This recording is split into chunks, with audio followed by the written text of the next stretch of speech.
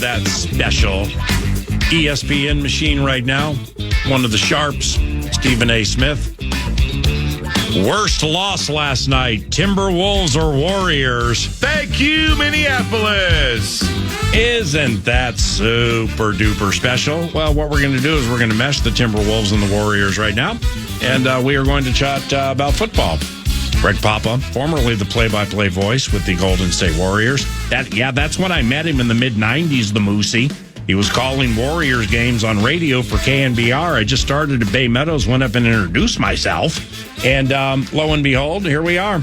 In 2025, he's the play-by-play voice for the San Francisco 49ers. Absolutely one of the most talented team play-by-play voices in the history of the National Football League, and does a wonderful radio show on KNBR, and he joins us now. Greg Papa, Paul Allen. Nordy is so excited to hear from you. Please say hello.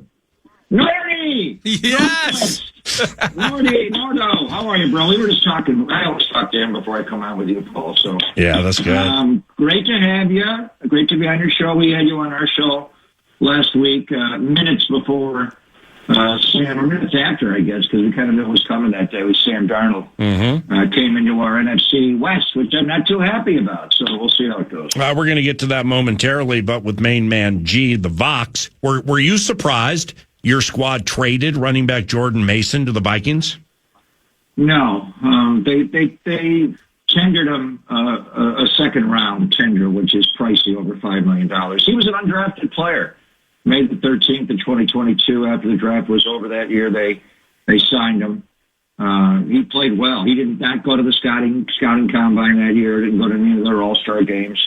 Didn't play a lot at Georgia Tech. He made 20 starts there. They had a guy named Jahmyr Gibbs that kind of took his spot. But he was made for the outside zone, which you guys run quite a bit of. And Aaron Jones is one of the best outside zone runners in football, going back to his Packer days and with you guys. It's just that they're very similar. Just watch them on the third step. 1, 2, 3 on the outside zone, and then they make a decision. Do you keep it play side, which is the direction you're going, or do you cut it back? And they're just genius at it. JP's a tackle breaker, 223 pounds, not a breakaway guy. He's a 4.58 guy. I think the big issue with him, Paul, was he played too well. McCaffrey missed the first half of the year. For a while, he was leading the NFL in rushing. Both attempts and yards are right there, going back and forth every week with Derrick Henry. And he got, too productive. He probably would have had a 1,000-yard season, certainly, had McCaffrey not coming back. And then he blew out an ankle in a snowstorm in Buffalo right after Thanksgiving. Good player. The one area the Niners wanted to get more from him was in the pass game. Aaron Jones is a much better target out of the backfield. JP worked hard to become a better receiver, the football route runner and catcher. He actually bought a jugs gun. He lives in just outside of Nashville, suburban Nashville. And his dad would feed the balls in. He spent $3,000 of his own money to work on his ball handling. So he got better, but we got a young back in Isaac Orindo that's better at it. So, no, I was not surprised. They did this a few years ago with Matt Breida, tendered him a second round, and then traded him. They traded Jeff Wilson Jr. They just move on. Raheem Mostert got too pricey. He left. So I like Justin Skoll as well, your backup right tackle. Outstanding super utility player, can play all over the line, and he's a really good zone blocker as well. So you got a good one in Jordan Ponches Mason. We call him JP. So with your Niners, you kind of said it, but they like Guerendo plus the draft more than the Mason chip now and moving forward. And is having a stable of backs important to the Niners because Christian gets hurt? Well, I think it's important to every team in football. They typically put 4 up on the roster on the 53 and 3 up on game day, and you just got to go through it. Christian did get hurt this past year. The year before, he was largely healthy. He had a bad injury, Achilles tendonitis, and then he banged that knee. The game that JP hurt his ankle on in Buffalo, it was like an ice rink that night. Christian slammed his knee, so he's fine. He's over that now. But, yeah, I think they would like to have him limit his carries a little bit. I'm not going to say they like Guerendo more. J.P. Mason's a better running back. He fits the zone much better, the outside zone. They don't run all outside zone. And there was some inside zone, some power, and, pulling guards. But, Bobby Turner, the run game, Chris Furster, the O-line coach, and Kyle like that outside zone, as your staff does as well. And JP's better at that. It took Garendo a little while to figure it out. I think he's still figuring it out. He was just slamming into holes, and he's an upright runner. Well, Garendo is better than Mason Paul as a catcher. He played wide receiver in high school, and early in his college career, he played wide receiver. He's a natural catcher. He's not McCaffrey, who is, running routes and catching out of the backfield, but he's really good at it, much better than J.P. Mason. But Garendo gets hurt a lot, too much. In college, he got hurt. Wherever he was last year, he got hurt. And a hamstring injury right away. Hardly saw him in training camp, and then got hurt at the end of the year a couple of different times. So I think it was just JP's a better running back. Yeah. Garendo does more all around. They both got to work on their blitz pickup a little bit, frankly. But I think JP just played too well, and the league liked him, as a runner. Your guys like him. It's a similar scheme, and he got paid. What's so Greg Papa, the play-by-play voice, he's the Vox for the San Francisco 49ers radio network and KNBR. He the originator of, ready, Nordo? Ayuk. Ayuk is on fire! Fire! Yep, he created that. He's brilliant. So over there, is it storing chips for the big brain Brock deal? Is that happening right now? Oh, I don't know. The media wants to give him, Dak Prescott money, but I think we're going to be patient about it. We'll see. There's two separate issues. They've led the league in cash spending.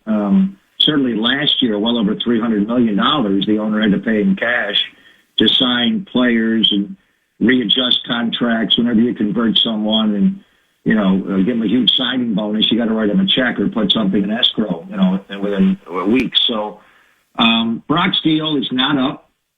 He was a 7th-round pick. We all know number 262. And so this is the 4th year of his original drafted slot. Because he's made the Pro Bowl a couple of years and he's done really well, he was scheduled to make $1.1 million this year on his original contract. Now it's up over 5. I think it's 5.325, somewhere in there. So he's under contract. He's still around the facility virtually every day. I don't think Brock will be the kind of guy that has a holdout or a hold in. We'll see. His agent is Kyle Strongman. He's a young guy. He's got a few guys on this team, and we'll see where he goes. But I don't think there's a rush to get Brock signed, Paul. Frankly, I myself, and I'm just speaking for myself, I would like to have more intel on him before you give him that kind of money. With you. He did not play as well last year. And I know McCaffrey was hurt and Debo wasn't very good. And Ayuk signed late and was hurt. And it went on and on and on. But we were a touchdown down a game last year. I call him Big Brain Brock because that's what he is. His ability to process is elite. He very seldom, when he took over when Jimmy got hurt in the middle of the year and took us to the championship game, hurt his elbow, the next year the Super Bowl.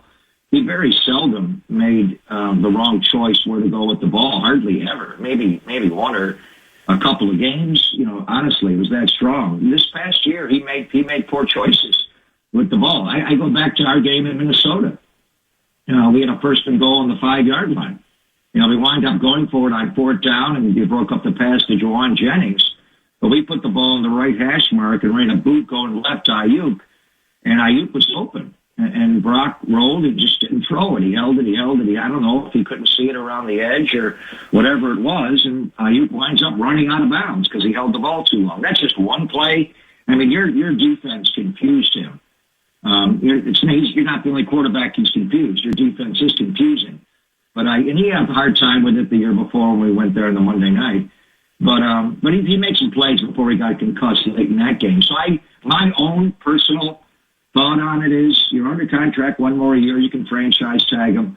I think they need a little more intel on him. He went 262 in the draft because he's 6 feet, 5'8", 7 inch tall. He's not 6'5". He has smallish hands. The weather does come into play. Teams do choke off the middle of the field on him and make his vision difficult difficult, especially over right guard. A lot of that is the Shanahan system and all the in-cuts like that. But I don't, if they could get a team-friendly contract with him that's workable, then I think they would pursue that. But they're not going to, I don't see them paying him, $50+ million annually. Greg, you love Sam Darnold and now play him twice a season. Do you think he's going to thrive in Seattle off what next level Shanny started as a backup with the Niners and then Kevin O'Connell kind of consummated as a starter here last year? Well, I don't know if he'll play as well as he played for you guys. He played really well. And we saw him hit that bomb shot over the top to Jets against us. And I just seeing him. I was actually talking to you on the field before the game, that game week 2, and he came over and his body looked better. He looked alert. I thought he played really well last year. You know how much I like Sam. Everything I say about Brock, Brock's superpower is from the neck up, his big brain. For Sam, it's from the neck down. It's the arm, it's the legs. Very few quarterbacks roll to their left and throw as well as he does. I mean, Andrew Luck was one of the best to ever do it. The question with Sam, frankly, was the neck up. Could he really see the field? And the year he spent with Brock and Brian Greasy in that quarterback room was invaluable to him. And I know he said so since signing in Seattle. He's got to read the field a little bit better, but he makes up for it with elite skill. His arm, his legs, any kind of throw you need to make. He's become a leader. They got him on an incredibly smart contract. My God. I was wondering, we had you on, I wondered if Minnesota's going to franchise tag Sam and then trade him ultimately to play JJ, but Sam didn't make anywhere near $40 million. They got him on a 3-year deal for slightly over $100 million. Mm-hmm. What a deal. And they traded Geno and got a decent draft pick. So I don't know how. He's got Cooper Kupp there. Obviously Jackson Smith and Jigba, the young receivers, elite. They got the running backs, the tight end. Looking at it from a Niners prism, I'm not happy that Geno's out and Sam Darnold's in. I think Sam is a far better football player than Geno, but we got to see how he'll do there. It's a tough division, obviously with our defense hopefully getting back. The Rams front, which has bothered him, and Arizona as well, has really been tough. And they added Sweat from Philadelphia's defense. So the one thing, with Seattle is that he has Clint Kubiak as his offensive coordinator up there. We have Clay, that's Gary's sons. They run the Shanahan system, obviously. So much like he had with Kevin, with you guys, it'll be an extension of what Kyle had, and maybe even more so since it comes directly from the Kubiaks. Lastly, the Niners and the 11 spot, 11th overall pick in the draft, and 4 of the top 100 picks as of now. But with 11, Greg, what are you sensing with the first round and your squad? Well, I went to the Combine for the first time ever. Wow. I just missed you. You flew out of town when I was flying in and got at the table at St. Elmo's, but you never showed up to eat with me. Anyway, I love the Combine. I'm a geek for all this stuff. I watched it all. I do a radio show during Thursday and Friday, but sat there Saturday and Sunday and watched them all. Yeah. The D-line is, they got to rebuild through the D-line. And by the way, getting Javon Hargrave on your front, he didn't, he had some injuries with us. He didn't play as well as Philadelphia, Javon Hargrave. We call him the grave digger. Mm-hmm. Sunday.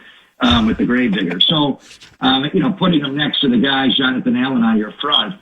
So we've lost D tackles. Eric Armstead left us a couple of years ago. Going back years ago, we traded DeForest Buckner to Indianapolis, and Armstead's gone, and now the grave digger's gone. We cut Malik Collins. So it's a really good draft for D linemen, both interior linemen and edge guys. It's a good draft for offensive line. I don't know if they take one as high as 11. That Penn State tight end, H-back, ex-wide receiver, sometime left-handed quarterback, Tyler Warren, is really interesting. So we'll see. I mean, they've got to rebuild the defensive line. They've lost a lot of people, as I've mentioned, and they haven't been able to bring anybody back to really replace these guys. So I would think D-line and maybe specifically D-tackle would be where they're going in 11. If they stick and pick at that pick, there is a thought maybe to move back and get more picks this year. You're elite, my friend. Thank you very much for the conversation. God bless you and your family, and we'll talk soon, okay? Nordy! Get that drop ready, because PA will steal it from me. Whenever Javon makes it, and it's pronounced Javon, not Javon. No kidding. Javon. No kidding. Whenever he gets a sack, his nickname is the Grave Digger, going back to college. Oh, Greg. So pull out the Tim Ryan drop. Yep. And I say, Grave Digger, and Tim goes, Sunday.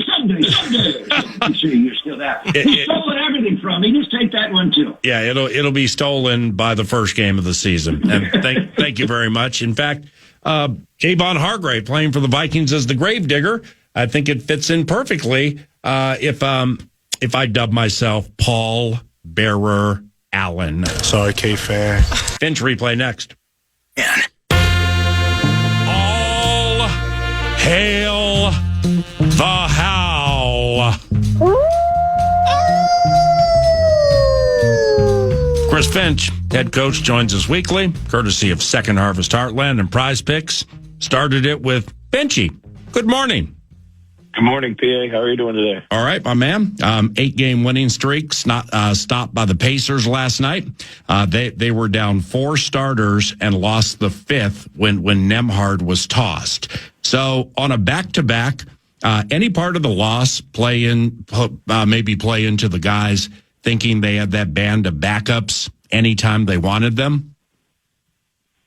Yeah, I definitely think that the game was pretty much lost with the first half. You know, I didn't like our energy. I didn't think our approach was on point. PA, I thought we did a good job of turning it around, but then when you do that, you make it a shot making exercise, and they made some big shots, and they had the confidence to do so, and they made enough at just the right times to get the win. I still have a bunch of good bench players, role players that went to the Eastern Conference Finals. It wasn't like they played a bunch of guys who hadn't never played in the NBA before. Right. And they're a really good offensive team in particular. They play fast, they move the ball well, they share it. And sometimes when you are missing like your key guys, the ball moves a little bit better and everybody becomes a little bit more of a unknown threat, if you will. But we certainly let one drop last night that with the way things are shaping up here in the West, we're gonna have needed that one. I thought you had them every step of the way. Every step of the way, even in the first half. I mean, I was just wondering what you were saying to them at halftime, and I was thinking it was kind of like, guys, really? And then they come out and you open up a double-digit lead. Did you kind of feel that way in the second half, that like, hey, some things aren't on par with what we've seen during the 8-game winning streak, but we're still going to win this game? Did you feel that? Oh, absolutely. I felt that we'd win the game. I just, I'm normally when I look at a game after we win or lose, I always try to identify the one place that, the game turned for us, either for us or against us. I talked about the start, and I believe that, we didn't give ourselves enough margin for error for the poor start we had. But when we were up 8 with about 5 minutes to go, I think we were up 5 with about 3 minutes to go, and then they come down and we get lazy on a little pick and go underneath it, and they make a 3, and now it's a 2-point game, and we come down and we take a challenge 3 at the other end of the floor. And I think that was really the point where the game was now going to be a toss-up, because we should have controlled the end of that game better with our shot selection, and we could have closed it out with our defenses, which is where we're actually really good at the end of games, is getting stop after stop after stop. Right. With Rudy Gobert, Chris, is it props to Rudy for sticking up for Conley with the shoulder shot to Nembhard, or just block the shot and turn the other cheek? How do you see that?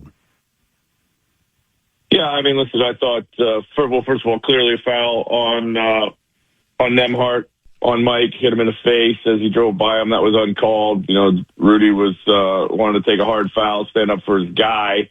Didn't think that the block, the shot, or the Rudy foul there was worthy of a 2, flagrant 2. I thought certainly maybe a flagrant 1, but not a 2. And I thought it was just a hard foul for someone driving to the basket. But Yeah, I mean, that's Rudy. That's what we love about him. He's right. super fiery. He's competitive.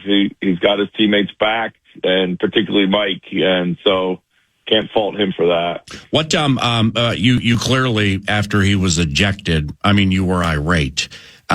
What mistake do you feel was made, and the fact that you believe he shouldn't have been ejected? Well, it was definitely a hard foul. There's no doubt about it. He kind of leads in with his shoulder, but there was no windup, there was no extension, there was no follow through, and I didn't think it reached the level of what they define as a flagrant 2. They said, "Oh, it's a non-basketball move." Well, there's a lot of non-basketball moves out there that are called fouls. I mean, but I just, I thought he just lowered his shoulder and he kind of, stood his ground, and Nembhard ran into a big wall. And so I didn't think, I thought flagrant 1, I can live with that, get the game back under control. But like Rudy said as he exited the floor, if they just called the first foul, which is the foul to the Conley's face right on the drive, then none of it happens. And that's the problem we have, is that we miss too many of the initial, and we always are playing catch up when we're trying to sort this stuff out. Obi Toppin. He goes 4 for 4 in overtime, hit a deep wing 3, and eventually the game winner falling away in the left corner. Alexander Walker's defense on the final 3, I thought was terrific. What did you think? Yeah, absolutely. I mean, we knew when McConnell was probing the baseline, we talked about it, to try to get home and cover up the shooters, and Nikhil did a great job of doing that. Toppin moved up the floor, then he moved back down the floor to the corner, and he had him covered both ways. Just kind of won the battle of a 6'9" guy over a 6'7" guy. I mean, it was a tough shot falling away. Right. Probably doesn't go in most times, most nights, but again, that's on us for leaving that, margin for error, and you get burned by these things. Well, with that wing 3, the deep one in front of his bench that he hit before that, it's almost like McDaniels let him shoot it, and wouldn't you give Obi those shots 10 of 10 times? And last night he happened to have good fortune on his side. Yeah, he did. He shot the ball well, but he had been shooting the ball well all game. And that was a switch, and we just didn't switch up, aggressive enough to take away his rhythm to shoot it. I believe you're talking about the one he banked in. And that was a misfortune, but again, we had to be better there of just kind of taking him off the 3-point line. Yeah, the game was crazy, man. I mean, from the no-namers they had playing out of their minds. Then you go on that run where DiVincenzo hit that 3 and the bench went nuts. I mean, that was just high-level excitement. You talk about Obi's bank. Conley had a bank. I mean, it was, granted you lost, but I mean, that was a crazy game last night, wasn't it? It certainly was. It was entertaining. Both teams, they brought a level of shot making to it. A lot of timeless shots as well. And, we face those guys in a week, and I'm sure they'll be a little bit more at full strength. So it'll be a good one. We learned a lot last night. Chris Finch, courtesy of Second Harvest Heartland and Prize Picks, weekly 9 to noon. Oh, and of course, Denver beats Golden State and did so down Jokic and Murray. Is that some serendipity from last night's loss? Because the Warriors have been super hot. Yeah, I mean, let's just, we dodged a little bit of a bullet there. We managed to stay kind of neck and neck. But I look at it as like a lost opportunity as much as anything else. I mean, you never know what's going to happen around the league on any given night. And you got to take care of your own business, and nothing else really matters. But it made me feel maybe 2% better, I guess. Yeah, it was and I'm sure you know this, but it was a crazy night around the league last night, man. I mean, that version of the Pacers beat you guys. You guys are the hottest team in the NBA. A Malone's team goes in, down its best 2 players, beats Golden State. Warriors a big favorite. Philadelphia pushed Houston into an unbelievable overtime game where it looked like Philly was going to go into Houston and win, and Houston had been red hot. So it was a crazy night last night. Now, you said willingness to want to share the ball wasn't there last night, and it was a big step back from what in part led to 8 consecutive wins. What was that personified end of regulation when McDaniels was open for a 3, or couldn't Anthony get it there because he fumbled it? Yeah, I think he fumbled it. I think the fumble has cost us that opportunity more than anything else. Right. I thought like we spent the first part of last night's game just kind of what I call fighting the game. There are easy plays to be made, whether they were, in the paint and kick out to the perimeter, or, kind of 2 around the ball and swing it to the guy open next to you. Or, just the stuff that we've been doing at such a high level, just kind of sharing the ball and getting to 30 assists without even blinking.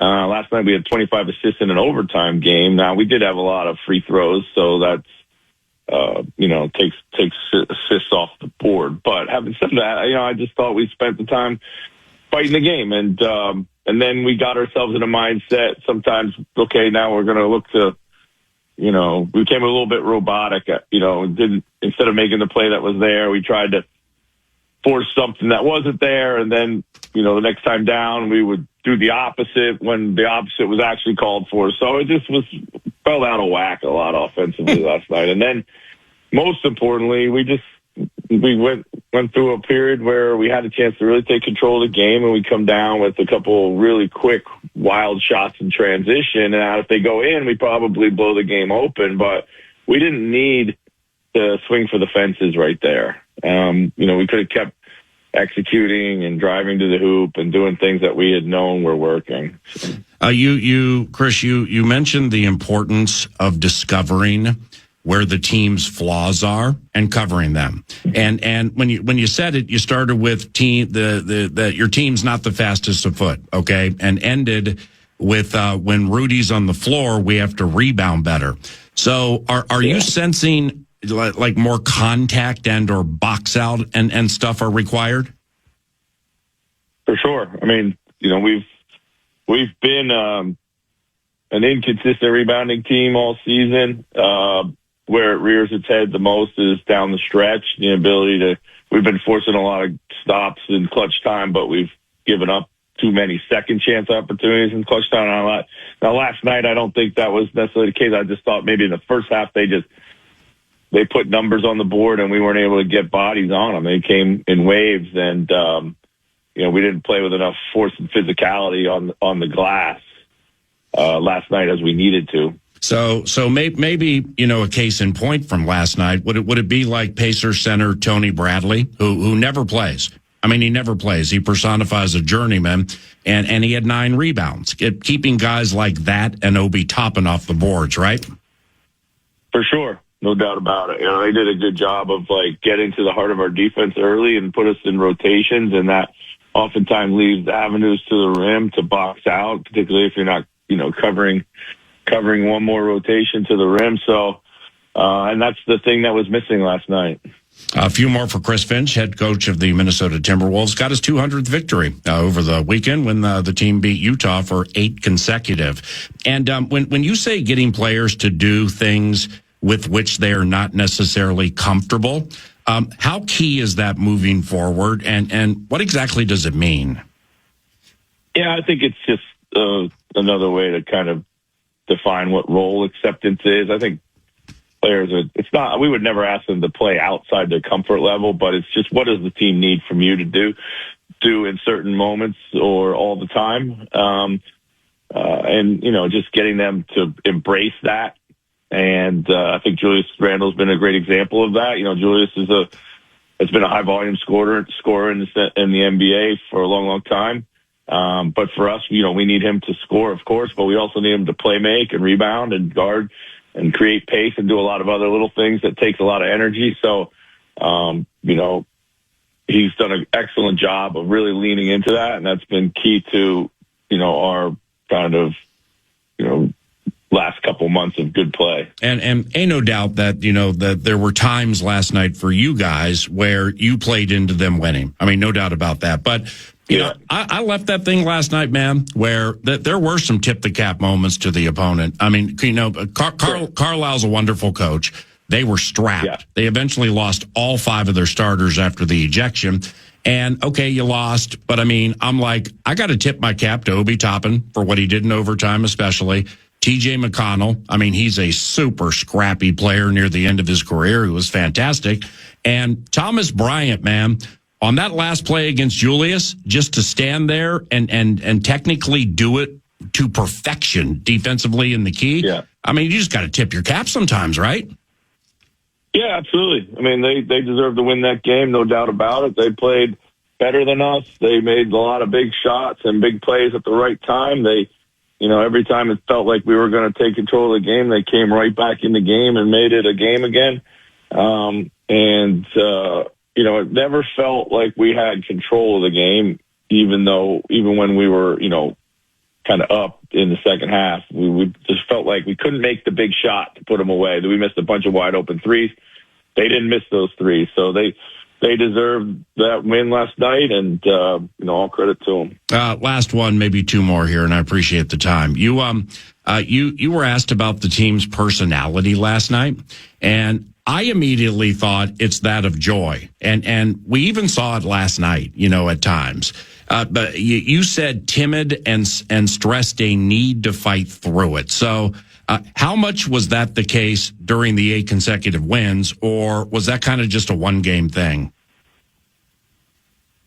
Yeah, I mean, listen, I like where our team is at. You know, I really do. We have some, like all teams, we have some fatal flaws that come up from time to time. And last night was a bit of an example of that, whether it be we talked about our start or our finish. You know, those are things that at times have troubled us.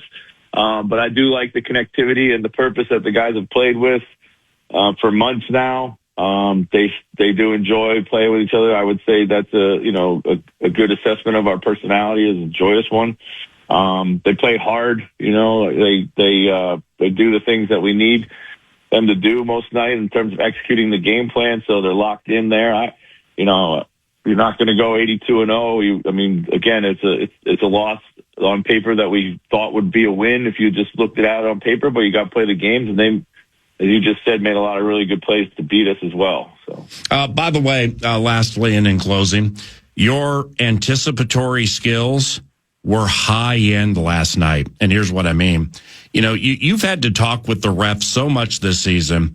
You now beat them to their spot before they get there. Like on the side out play by your bench very early in the game. It's you were getting into somebody, and then he goes to throw the ball to the guy who's inbounding it, and you hopped over to the spot because you knew where he was going to be. Do you remember that moment?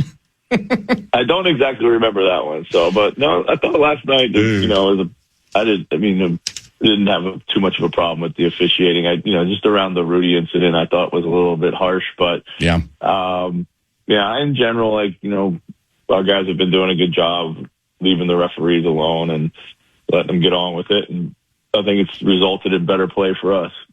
Greatly appreciate you, and tear it up versus New Orleans, and we'll chat next week. Okay.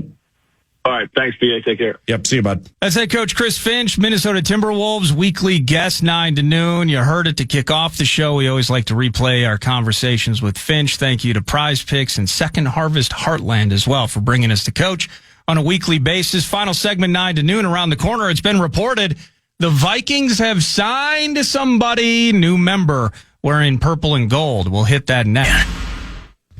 I can't wait until tomorrow. Pay off that tease. You got me percolating over here. Well, we've been waiting for it, and we've been waiting for finality to situations, free agency frenzy, adding faces and names to rooms that can potentially contribute. And we mentioned Jeff Okudah. Welcome to the Minnesota Vikings, Tim Jones. Tim Jones is a wide receiver. Tim Jones is a wide receiver. Formerly, he had 3 seasons of work out of Southern Miss, and he spent the last 3 seasons with the Jacksonville Jaguars. He has, in those total of 51 games, he has 17 receptions for 154 yards. So welcome to the team, Tim Jones, adding faces and names to the wide receiver core room. Looking forward to seeing Tim Jones around the facility, PA. But he's Super Bowl homeboy. Exactly. He is now latest and greatest member of the Minnesota Vikings. 2 punt returns in his career. He averages about 21.5 per. Perhaps of those two. Perhaps of those two. My man, my dreamscape late draft college free agent type known as Jimmy Horn Jr. All 5'8" of him from the Colorado Buffaloes. They don't play the PlayStation like us. If they're looking for an upgrade in the Brandon Powell department, perhaps it's not a man who plays like this. They don't play the PlayStation like us. Jimmy Horn Jr., maybe is Tim Jones in those 2 punt returns. Welcome to the Covenant. Tomorrow, Nordo and I are excited to, or the next day, reveal the 9 to noon approach to filling out NCAA tournament brackets. Yes. Like I saw Memphis this weekend, first time all year, first time since Penny Hardaway played for them. So they go to the Elite Eight. Parker Fox said Illinois, if hot, can hit a lot of shots from the outside. We like that. So they go to the Elite Eight. And a conversation with dear friend Poopy Dave yesterday, who follows college basketball markedly more closely than us, deems Florida a cinch to win the tournament. So in one of my 3 brackets, I got Florida winning the tournament. That's the 9 to noon approach, or at least the truncated version of how we fill out NCAA tournament brackets. Back at it tomorrow. Thank you very much for listening. Here comes Big Daddy Khan with the wrap on the show. Time for 2 more. Big boy's back. Oh, please. St. Patty's Day, Target Center was hopping, only leaving shocked by what they saw from Moby Toppin. A couple days ago, you didn't know he existed, but fate laughs loudest, its humor is twisted. On a night when the Dubs lose, too. No Joker, no Murray, and Denver fights through. Shots of Jameson, green beers as chasers. Will we look back and lament the freaking Pacers? Wow, what a hideous loss. Ridiculous also that Rudy Gobert gets tossed, but still these games create the spots on a leopard as we beat Durant, but struggle with Ben Shepherd? Man, the Vikings are still working all the phones. Welcome to Jeff Okuda and receiver Tim Jones. Scrambling to learn about him and his career. Tomorrow I'll pretend I've known about him for years. It's not a radio show. It's a love covenant. It's Paul Allen on the Fan.